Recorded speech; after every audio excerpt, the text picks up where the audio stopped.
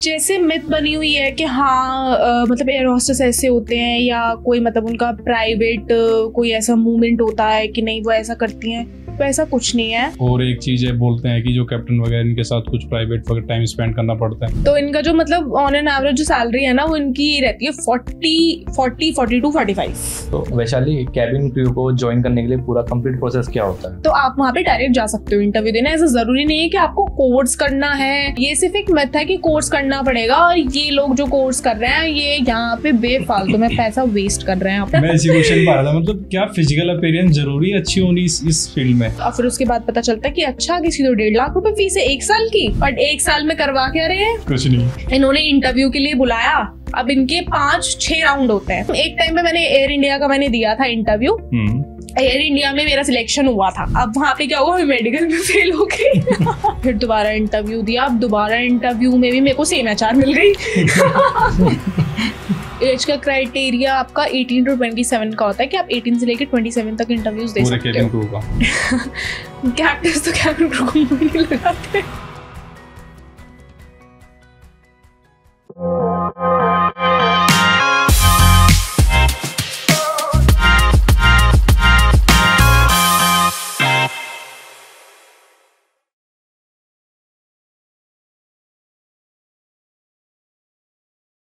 Hello दोस्तों, कैसे हो आप सब लोग? आई होप सब बढ़िया होंगे। हम आ चुके हैं एक और पॉडकास्ट के साथ, और आज का जो पॉडकास्ट होने वाला है कहीं ना कहीं काफ़ी जो गर्ल्स वगैरह है उनमें एक काफ़ी क्रेज है, फ्लाइट अटेंडेंट वगैरह या फिर कैबिन क्रू।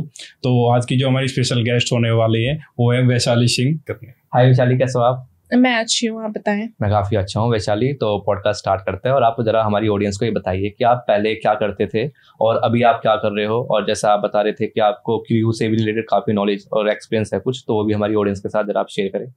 तो शुरू से ही मुझे मतलब मॉडलिंग में और कि मुझे ये करना है, मुझे ऐसा करना है, नहीं मतलब ऐसा होता था कि नहीं, जैसे मैं मतलब देखती थी ना, मैं जैसे मतलब टीवी देखती थी। टीवी में मैं एक शो आता था MTV पे ना, एक मॉडलिंग शो आता था जिसको मलाइका अरोड़ा होस्ट करती थी। ठीक, मतलब वो होस्ट नहीं थी, वो जज करती थी।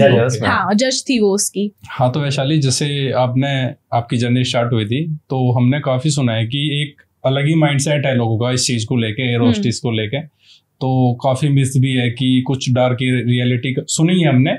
अब ये पता नहीं कितनी सच है कितनी झूठ है, वो आप बताओगे। तो क्या ऐसा कुछ है इन रियल?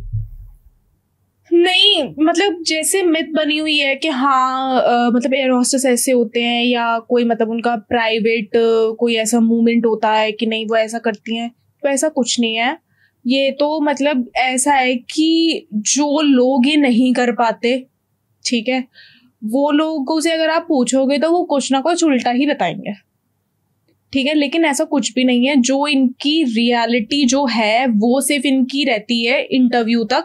जो भी मतलब प्रॉब्लम्स होती हैं एक क्रू को, जो प्रॉब्लम्स होती हैं वो सारी इंटरव्यू तक ही रहती हैं कि नहीं आप भी मतलब ये इंटरव्यू क्रैक नहीं कर पाए, दूसरा कर लें, ये ऐसा वैसा, ठीक है। तो मतलब जो भी है ना, ये इनका जो बाद वाला जो कॉन्टेक्स्ट है कि भाई नहीं कि वहाँ पे ऐसा होता है, वहाँ पे मतलब लोग मतलब जो एयर होस्टेस होती हैं वो फिजिकली कुछ हैरेसमेंट का भी सुना है काफी लोगों से कि हैरेस वगैरह करते हैं एयर होस्टेस को। नहीं, ऐसा कुछ नहीं होता ऐसा। और एक चीज है, बोलते हैं कि जो कैप्टन वगैरह इनके साथ कुछ प्राइवेट टाइम स्पेंड करना पड़ता है, सही है चीज? नहीं, ऐसा नहीं है। ये प्राइवेट टाइम पर्सनल चॉइस में आएगा फिर वो। हाँ, वो आपकी अपनी पर्सनल चॉइस है कि भाई आपको करना है या नहीं करना है। लेकिन ऐसा कुछ नहीं है, क्योंकि मेरी भी बहुत सारी जो फ्रेंड्स हैं, ठीक है, वो एयर होस्टेस हैं। तो मैं मतलब कंटिन्यू उनके मैं कांटेक्ट में हूँ। तो ऐसा कुछ भी नहीं है कि हाँ मतलब कि भाई उनको ऐसा हैरेस करते हैं या फिर कि नहीं आपको ये करना ही पड़ेगा कि तभी हम। हाँ, मैं एक चीज इसमें ऐड करना चाहूंगी कि जब इंटरव्यूज होते हैं तो ये जितनी भी एयरलाइंस है ना, इनके एयरलाइंस को भी नहीं पता। जो इनके मतलब जो इनके बिल्कुल कहते खास जो है, जिनकी ये है ही एयरलाइन, जिनकी है मेन ओनर जो हैं, उनको इन चीजों के बारे में नहीं पता।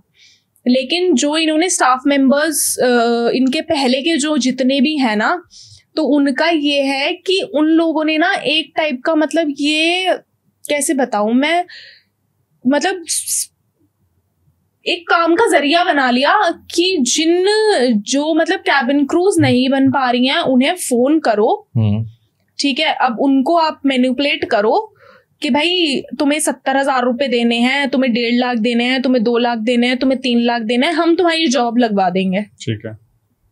तो ये भी एक बहुत बड़ा मिथ है। मैं यही मतलब बोलूंगी कि जो भी ऐसा कुछ नहीं होता, ऐसा कुछ भी नहीं है, सिर्फ पैसा मारे जा रहे हैं। हाँ, सिर्फ पैसे मारे जाते हैं, ऐसा कुछ नहीं है।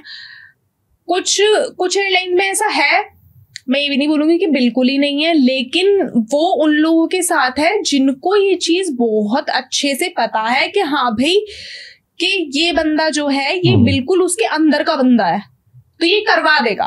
ओके, ठीक है। लेकिन जो ऐसे जो लोग हैं जो तुम्हें फोन कर रहे हैं कि भाई नहीं हम करवा देंगे, या आप तुम इतने पैसे दे दो, या हम, पहली बात तो ये लोग पैसे भी बहुत बहुत मांगते हैं। अगर कोई तुमसे ये बोल रहा है ना नहीं तुम हमें 50,000 रुपए दे दो हम करवा देंगे, तो ऐसा कुछ भी नहीं है। कोई भी 50,000 रुपए में नहीं तुम्हें करवाएगा। अगर कोई अंदर का बंदा है भी ना तो वो भी तुमसे कम से कम भी 2 से 2.5 लाख रुपए मांगेगा कि हाँ हम करवा देंगे, और उसके बाद चलो वो करवा भी देता है। 1% के लिए अगर ऐसा हो जाता है तो तुम्हें सैलरी कितनी मिलेगी? वो तुम्हारा करवा रहे डोमेस्टिक में, डोमेस्टिक की सैलरी कितनी है? डोमेस्टिक की सैलरी अभी तक की जो सबसे ज्यादा हाईएस्ट चल रही है वो चल रही है एयर इंडिया की। ठीक है, वरना बाकी सबकी सैलरी कम है। मतलब ऑन एन एवरेज कितना पे करते हैं ये फ्लाइट अटेंडेंट को? एक फ्लाइट अटेंडेंट को ये ऑन एन एवरेज जो मतलब इनका मंथली जो सैलरी है, ऐसे सैलरी डिस्क्लोज कर सकते हैं? हाँ, कोई प्रॉब्लम नहीं है ना? नहीं, सैलरी से कोई इशू नहीं। ठीक है, तो इनका जो मतलब ऑन एन एवरेज जो सैलरी है ना वो इनकी रहती है 40, 42, 45। ओके। और मतलब ऐसी कोई कंपनी भी है जो सबसे हाई पे करती है, या फिर क्या है? देखो हाई पे नहीं, जो हाई पे करती हैं वो तो इंटरनेशनल एयरलाइंस हैं ही हैं। अच्छा, ठीक है। और ये इंटरनेशनल एयरलाइंस वालों का क्या है ना कि ये लोग ना ज्यादातर एक्सपीरियंस क्रूज मांगते हैं। तो जितनी भी डोमेस्टिक में से निकली हुई है ना, जैसे मतलब किसी ने से इंडिगो में मतलब ज्वाइन किया, ठीक है, अब इंडिगो ज्वाइन करके उसने इंडिगो छोड़ दिया, अब वो क्रू अगर वो उसमें ट्राई करती है इंटरनेशनल में तो उसके बाद इजीली हो जाएगा, तो उसको वो सैलरी हाई पे करेंगे। अच्छा, सिर्फ इंडिगो ही या फिर अदर जो एयरलाइंस भी होती है उनमें भी करेंगे? नहीं, सिर्फ इंडिगो ही। इंडिगो नहीं, मैं ये आपको ये बता रही हूँ कि एक्सपीरियंस वाली बात कि अगर मतलब किसी के पास भी डोमेस्टिक का एक्सपीरियंस है तो वो अगर मतलब जाता है इंटरनेशनल के लिए ट्राई करने तो उसका बहुत इजीली हो जाएगा। ओके, ऐसा होता है। तो मतलब ऐसा पॉसिबल है कि अगर कोई कभी डोमेस्टिक में ना रहा हो डायरेक्ट इंटरनेशनल फ्लाइट अटेंड कर सकता है ऐसा कोई? अगर कर सकते हैं बिल्कुल, लेकिन उसके लिए इंटरव्यूज आना बहुत जरूरी है कि वो किस क्राइटेरिया का बंदा मांग रहे हैं। ओके, ऐसा जरूरी नहीं है कि वो मतलब एक्सपीरियंस ही मांगे, जो फ्रेशर है वो भी इंटरव्यू दे सकते हैं, ऐसा जरूरी नहीं है। लेकिन मैं आपको दिखाऊंगी, मेरे पास अभी एक मैसेज आया था एमिरेट्स का जी। एमिरेट्स के इंटरव्यूज होने वाले हैं 27 को दिल्ली में। तो उनका क्राइटेरिया ये था कि आपने कस्टमर सपोर्ट में काम करना होना चाहिए और कि आपको मतलब थोड़ा बहुत एयरलाइन के बारे में पता होना चाहिए। उनका क्राइटेरिया मतलब मेन जो था वो ये था कि कस्टमर सपोर्ट में काम करा हुआ होना चाहिए, एक्सपीरियंस जो मेन वो मांग रहे हैं। ठीक है, लेकिन उसमें ऐसा कुछ मेंशन नहीं है कि कस्टमर सपोर्ट आपका मतलब एयरलाइन का ही मांग रहे हैं किसी, या फिर जो आपने नॉर्मल कस्टमर सपोर्ट में काम किया है वो भी चलेगा। वो भी चलेगा। ऐसा होता है कि मतलब कस्टमर सपोर्ट पता होना चाहिए कस्टमर सपोर्ट है क्या। तो वैशाली, कैबिन क्रू को ज्वाइन करने के लिए पूरा कंप्लीट प्रोसेस क्या होता है, स्टार्टिंग से लेकर मेडिकल तक भी इसमें आप बता रहे थे कि होते हैं, उसके बारे में बताइए। कैबिन क्रू को ज्वाइन करने के लिए पहले तो एक तो ये तो मतलब बहुत ज्यादा ये हुआ है कि मतलब वो करना है, ज्वाइन करना है, कोर्स करना है। ठीक है, ज्वाइन मतलब पहले हमें कोर्स करना है, फिर उसके बाद वो लोग हम लोगों को मतलब बताएंगे कि आपको इस एयरलाइन में इंटरव्यू देना है। और मतलब बिना इंटरव्यू, पहले बात तो ये कि वो सोचते हैं कि बिना इंटरव्यू के ही हो जाएगा कि अगर हम कोर्स कर लेंगे तो। एक तो सबसे बड़ी चीज ये है कि ऐसा नहीं है, अगर आप कोर्स करते हो तो वो जरूरी नहीं है कि आपको कोर्स करने के बाद वो लोग जॉब देंगे। जितने भी ये कोर्सेज चला रहे हैं, कैबिन क्रू के कोर्स चला रहे हैं, ये सब एक मतलब मैं तो अपने अकॉर्डिंग यही बोलूंगी, एक बहुत फालतू चीज है। ठीक है, अगर किसी को कैबिन क्रू बनना है तो वो डायरेक्ट जाके भी इंटरव्यू दे सकते हैं। आप गूगल पे सर्च करो, आपको इंडिगो की वेबसाइट खुल के आ जाएगी। ठीक है, उसमें किस किस डेट की इंटरव्यूज है, उस डेट पे उस लोकेशन पे आप जाओ। आपको इंडिगो में तो मतलब बहुत सारे एयरलाइन में तो ऐसा है कि वो फॉर्म वगैरह भरने होते हैं तो मेल पे आता है, लेकिन इंडिगो में ऐसा है कि आप डायरेक्ट डेट दे के जा सकते हो। अब जैसे ये मान लो जैसे 27 मार्च को इंडिगो का इंटरव्यू है तो आप वहां पे डायरेक्ट जा सकते हो इंटरव्यू देना। ऐसा जरूरी नहीं है कि आपको कोर्स करना है, कोर्स करने के बाद ही वो आपको कंसिडर करेंगे। और मेन चीज ये जो वहां के एचआर्स होते हैं ना, वो लोगों को अगर ये बता देना हमने मतलब सॉरी नाम नहीं लेना था कि हमने मतलब किसी इंस्टीट्यूट से हमने कोर्स किया है, तो वो हमसे ज्यादा क्वेश्चन पुट अप करते हैं। तो उसको ज्वाइन करने के लिए भी तो कोई मिनिमम रिक्वायरमेंट्स होगी ना, कि कोर्स करना चाहिए या कोई ग्रेजुएशन कुछ तो होगा। 12th की बात कर सकते हैं, इसके लिए कोर्स कोई कंपलसरी नहीं है, मतलब मिनिमम क्राइटेरिया कुछ नहीं है इसे लेके। अच्छा, 12th के बाद कर सकते हैं। 18 ईयर्स की आपकी एज होनी चाहिए। ठीक है, और मतलब बस वही यही दोनों चीजें हैं कि 12th आपने की होनी चाहिए। 12th के बाद भी कर सकते हो, ग्रेजुएशन के बाद भी कर सकते हैं, ऐसा जरूरी नहीं है। लेकिन हाँ ये कि 12th तो मिनिमम होनी ही चाहिए, वो मांगते हैं। तो ये बेसिकली बस एक मिथ है कि आपको कोर्स करना पड़ेगा कैबिन क्रू को ज्वाइन करने के लिए। हाँ, ये सिर्फ एक मिथ है कि कोर्स करना पड़ेगा, और ये लोग जो कोर्स कर रहे हैं ये यहाँ पे बेफालतू में पैसा वेस्ट कर रहे हैं अपना। तो ये कोर्स करना, तो आपने वो कोर्स किया? हाँ मैंने किया है, इसीलिए मैं बता रही हूँ।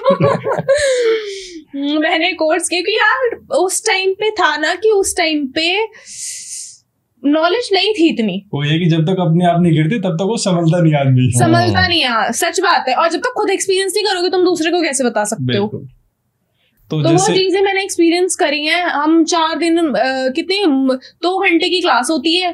ठीक है, 2 घंटे की क्लास में हफ्ते में वो 3 बार क्लास होती थी। हफ्ते में हम 2 बार जाते, 1 बार जाते थे, 2 बार की छुट्टी कर लेते थे। और उसमें क्या क्या सिखाते कहते हुए? कुछ नहीं सिखाते थे। आपने जो 6th से लेके आपने 10th तक पढ़ा है ना, ठीक है, बस वही सब बताते हैं। और थोड़ा बहुत ग्रूमिंग सिखाते हैं कि हाँ साड़ी ऐसे बांधनी है, मेकअप ऐसे करना है, गाल लाल होने चाहिए, रेड लिपस्टिक होनी चाहिए, बस ये सिखाते हैं और कुछ नहीं सिखाते हैं। हाँ, ग्रूमिंग तो कंपलसरी नहीं, जैसे रेड लिपस्टिक और गाल वगैरह ऐसा कुछ है कि नहीं ऐसा कुछ नहीं है। तो ये तो मतलब कि ऐसा ही लिपस्टिक और ब्लश ऐसी चीज है ना कि इससे मेकअप दिखता है फेस पे कि हाँ मेकअप किया हुआ है। अब मेकअप ये लोग इसलिए करवाते हैं कि सब जितनी भी क्रू है ना उनके फेस सबके एक जैसे लगने चाहिए।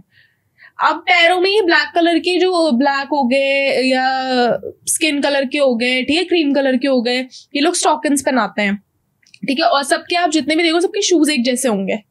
तो ये इसलिए होता है कि कोई बहुत ज्यादा, किसी का रंग फेयर है, ठीक है, किसी का बहुत ज्यादा डाउन है, तो वो मतलब अलग अलग नहीं लगने चाहिए, वो सबका एक जैसा लगना चाहिए, सब बहने लगे।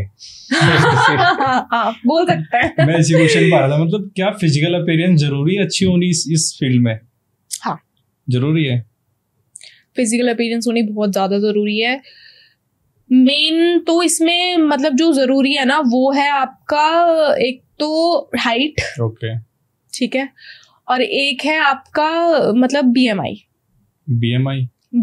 मतलब यस, अच्छा, बॉडी मास इंडेक्स, ओके, वो होना बहुत जरूरी है। अच्छा, वो भी एकदम परफेक्ट होना चाहिए। थोड़ा सा भी इधर उधर हो जाता है ना, मतलब ये दोनों मेन चीज हैं। वो इंटरव्यूअर्स का क्या होता है कि आप एक बार को उनके सामने इंग्लिश मत बोलो, ठीक है। आप अगर इंग्लिश बोलते बोलते हिंदी में भी अगर आप आ जाते हो ना तो कोई प्रॉब्लम नहीं होती उनको, क्योंकि एक होता है ना कि हम अगर कहीं इंटरव्यू हम फर्स्ट टाइम देने जा रहे हैं तो हमें हेजिटेशन होती है बहुत ज्यादा बोलने में, हम नहीं बोल पाते। तो मतलब ऐसा होता है कि भाई अब जैसे हम बोल रहे हैं, हम कंटिन्यूसली हम बोल रहे हैं, तो अब कोई वर्ड हमें नहीं आया बोलना तो वो तुरंत हम हिंदी पर, क्योंकि हमारी तो भाई भारतीय लैंग्वेज हमारी वही निकलता है। तो अब एकदम से वो बोलते बोलते जैसे हम उस पर आ जाते हैं तो वो उस पर इतना ध्यान नहीं देते। अगर आपका हाइट, वेट और आपका जो मेडिकल मतलब जो है ना वो आपका परफेक्ट है तो वो इन चीज़ों पे ध्यान नहीं देंगे। आपका मतलब कहीं भी मार्क नहीं होना चाहिए, ठीक है। आपका हाइट एकदम परफेक्ट होना चाहिए, वेट एकदम परफेक्ट होना चाहिए।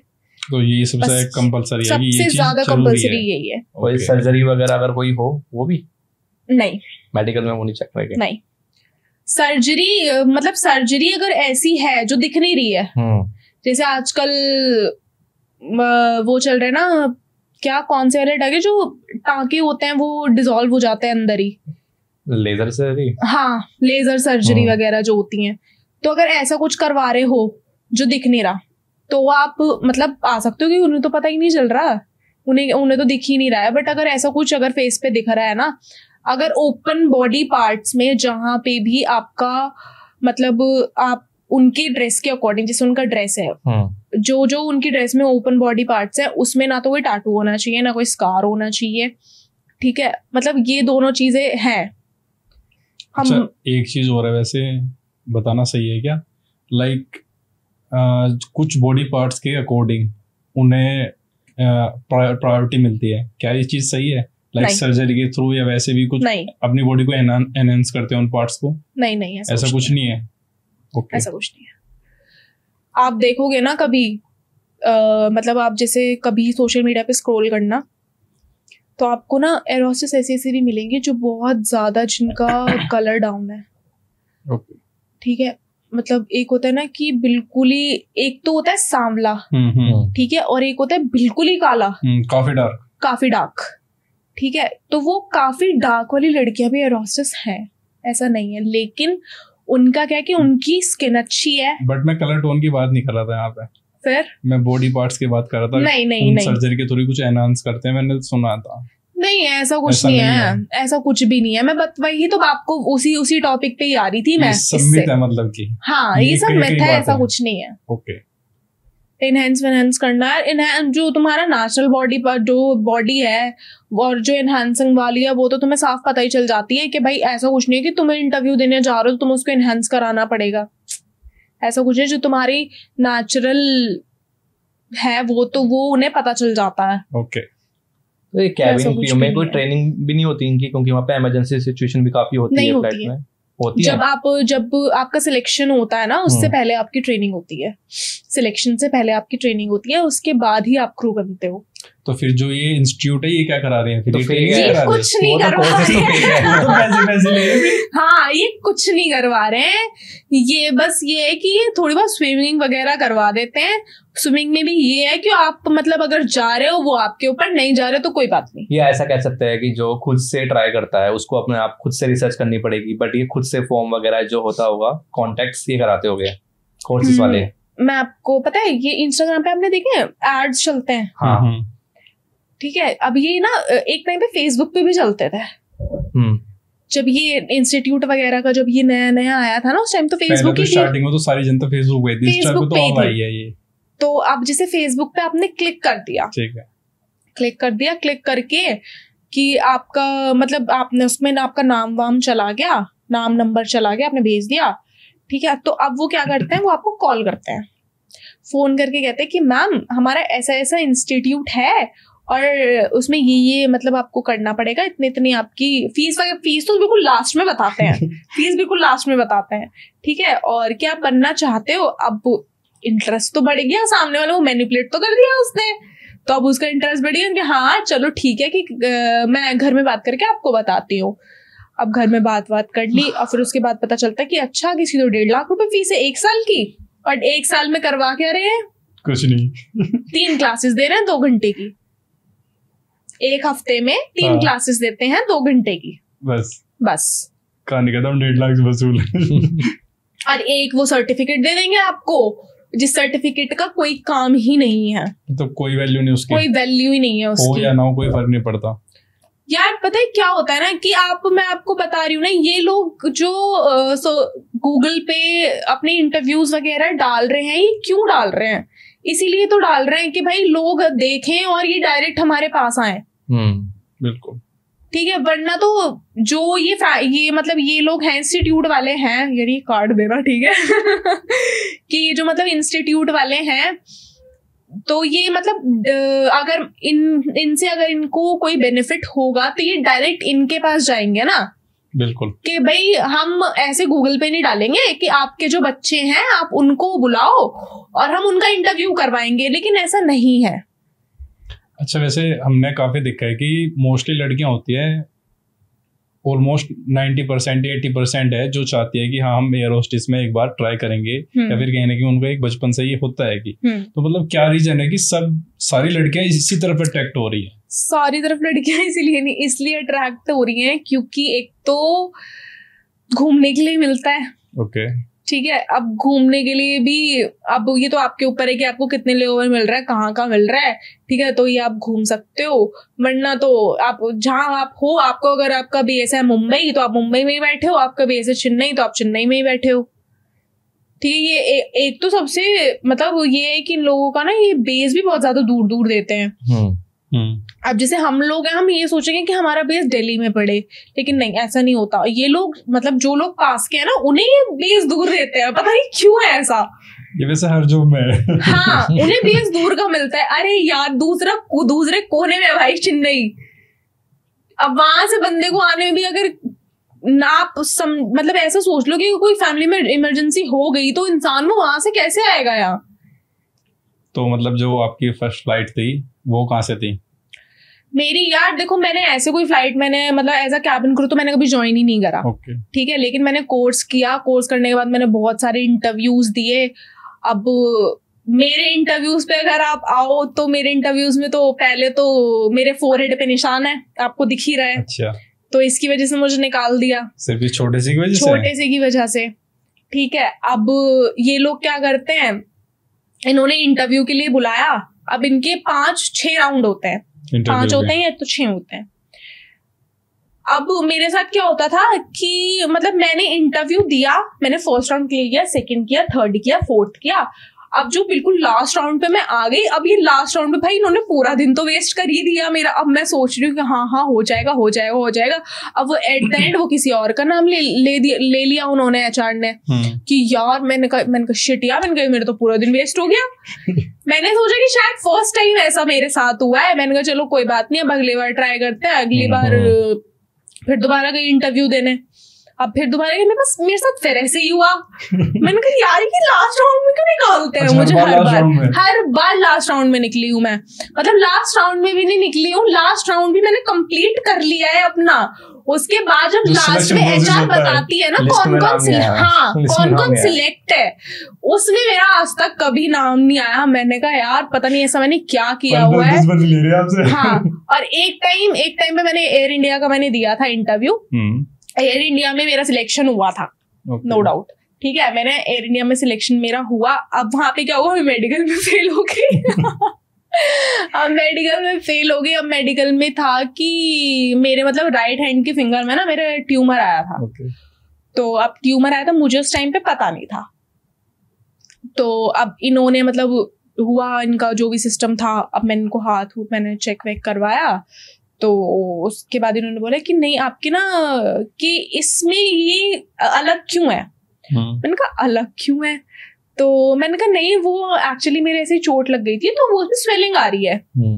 तो उन्होंने बोला कि नहीं आके आप टेस्ट करवाओ इसको, क्या फिर दोबारा आना। अब भाई टेस्ट वगैरह हुआ तो इसमें निकला मेरे ट्यूमर। अब ट्यूमर निकला, अब इसमें मतलब ऑपरेशन हुआ। इसका ऑपरेशन के बाद इसमें टाँके वाके लगे, फिर वो टाँके मतलब डिसॉल्व हुए। जब जाके मैंने फिर दोबारा इंटरव्यू दिया। अब दोबारा इंटरव्यू में भी मेरे को सेम एचआर मिल गई। सेम एचआर मिल गई। अब वो ना अब मेरा हाथ पकड़ के वो मतलब वो ऐसे ट्विस्ट करके उसको देख रही है। तभी तो यार मैंने ऑपरेशन कराया था इतना। मतलब मुझे डॉक्टर ने बोलता कि इसको अभी ज्यादा मतलब काम मत करना है इस हाथ से, क्योंकि जो हमारे ये लिटिल वाली फिंगर होती है तो वैसी बहुत ज्यादा मतलब नाजुक सी होती है। ठीक है, अब वो उसको ऐसे पकड़ के वो कर रही हैं।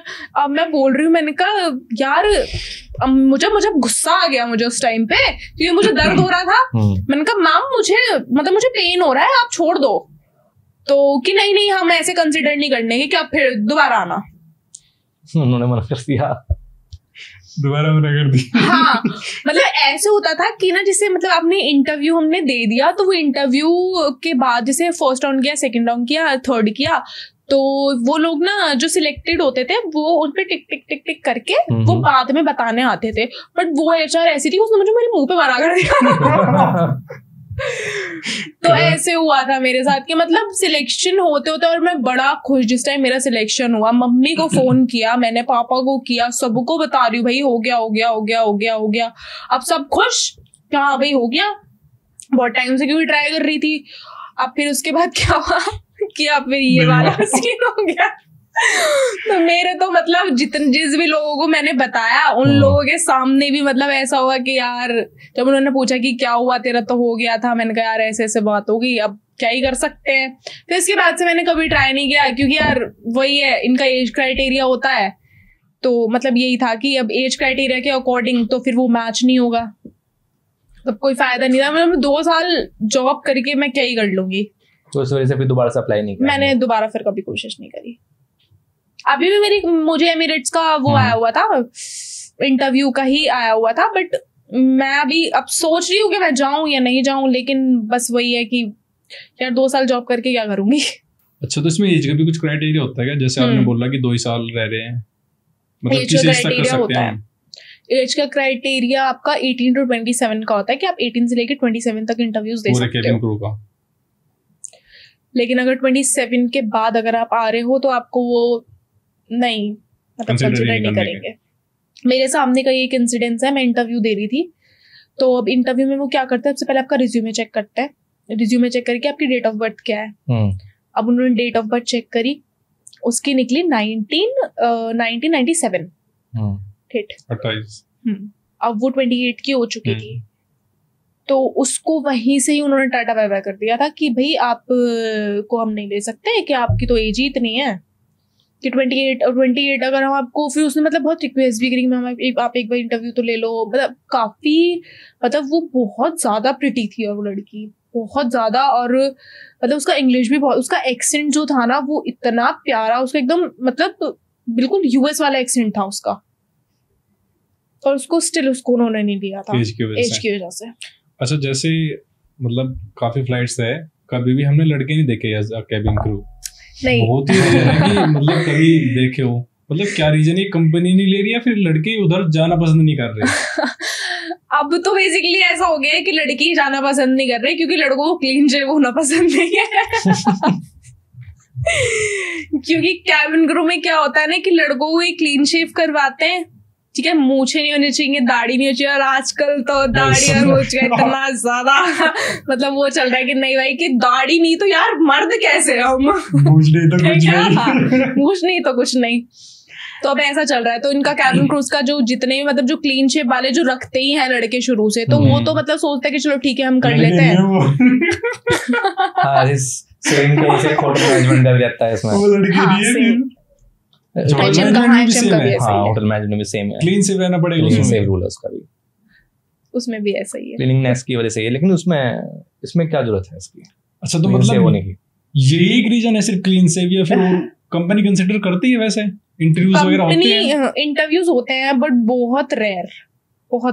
और कोई जैसे मतलब कंपनीज को पता होगा इस बात का कि हाँ भाई लड़के नहीं आ रहे, और इन फ्यूचर मतलब कभी ऐसी जरूरत पड़ सके जो कोई ऐसा काम है जो सिर्फ लड़के ही कर सके, ऐसा कोई काम है कैबिन क्रू में? हाँ, ग्राउंड स्टाफ में कर सकते हैं, ग्राउंड स्टाफ में होगा। फिर मतलब फ्लाइट में नहीं जाने देते उनको। क्लीन शेव का रीजन क्या है? क्लीन शेव तो लेकिन आपको ग्राउंड स्टाफ में भी रहना पड़ेगा। बट रीजन क्या है? मतलब ऐसा बोलते हैं, लोगों का ये मानना है कि परफेक्ट ग्रूमिंग क्लीन शेव में ही है। हाँ, वैसे ये बात तो सच है। हाँ, तो ये है कि परफेक्ट ग्रूमिंग क्लीन शेव में ही है। जो ये दाढ़ी मूछ वाले की जो दाढ़ी मूछ रखते हैं लड़के कि ये मतलब मैं बताती हूँ, मेरी एक HR थी, वो मतलब मेरे बहुत ज्यादा क्लोज थी, हमारे बैच के पूरे क्लोज थी। तो जैसे किसी लड़की की दाढ़ी वगैरह अगर बढ़ जाती थी तो वो तुरंत उनको बोलती थी कि ये कैसे लफंडर से बन के आए हो तुम, कि ऐसा नहीं होता कि ग्रूमिंग है, नहीं कि कल आना, आज मैं बैच में नहीं बिठाऊंगी, कल आना। अब फिर हंसती थी बाद में, फिर हम सोचते थे कि यार ऐसा क्यों, मतलब कि हाँ वो लोग भी पहली बार ही आए थे कोर्स वगैरह करने के लिए, तो उन्हें क्लीन शेव क्यों करना है।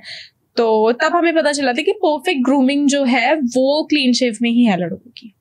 ओके, तो जैसे आपने बात करी, जो मतलब अगर कोई सिलेक्ट हो जाता है तो ट्रेनिंग में क्या क्या चीजें सिखाई जाती हैं उन्हें? ट्रेनिंग भी होती है ट्रेनिंग में, हाँ ट्रेनिंग में तो मतलब वैसे तो बहुत सारी चीजें हैं। जैसे कि मैं जैसे बताऊं आपको कि मतलब एक तो ऐसा होता है कि जैसे इमरजेंसी में अगर किसी को हार्ट अटैक वगैरह आ गया है तो वो सब सिखाते हैं, आपने देखा ही होगा सोशल मीडिया पे। तो बस यही है। और बाकी स्विमिंग वगैरह सिखाते हैं कि आपको मतलब अगर फ्लाइट हमें अगर इमरजेंसी में लैंड करानी पड़ी तो आप कैसे अपने पैसेंजर्स को उतारोगे, जैसे आपने उसमें देखा होगा नीरजा में। तो यही सब मतलब बताते हैं कि इमरजेंसी डोर कैसे खुलेगा और आपको डोर वगैरह कैसे खोलना है, क्योंकि जो फ्लाइट का डोर होता है ना वो बहुत ज्यादा भारी होता है। अच्छा।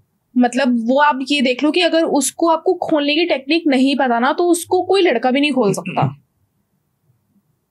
और जो कैप्टन होते हैं इनका क्या बिहेवियर रहता है कैबिन क्रू के साथ जितने भी हैं?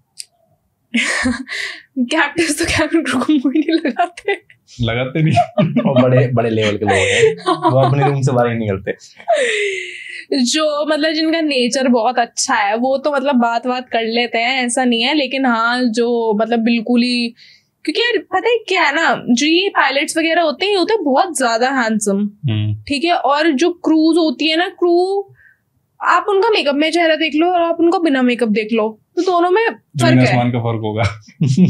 दोनों में फर्क है।